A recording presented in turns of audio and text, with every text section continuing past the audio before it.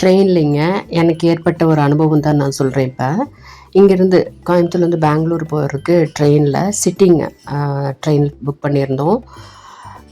Uday express. காலையில் இங்கேருந்து உட்காந்து போகிறதில் போட்டிருந்தேன். ஆனால் கொஞ்சம் நேரம் முடிஞ்சோன்னே ஒரு டிடி வந்தார்.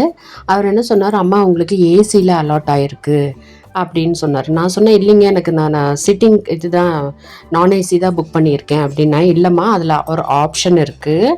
நீங்கள் புக் பண்ணும்போதே இன்கேஸ் அந்த ஏசி கம்பார்ட்மெண்ட்டில் உங்களுக்கு வேக்கண்ட் சீட்டு வந்துச்சுன்னா ஆட்டோமேட்டிக்காக அதில் ஆட் ஆகிற மாதிரி கொடுத்துருக்கீங்க.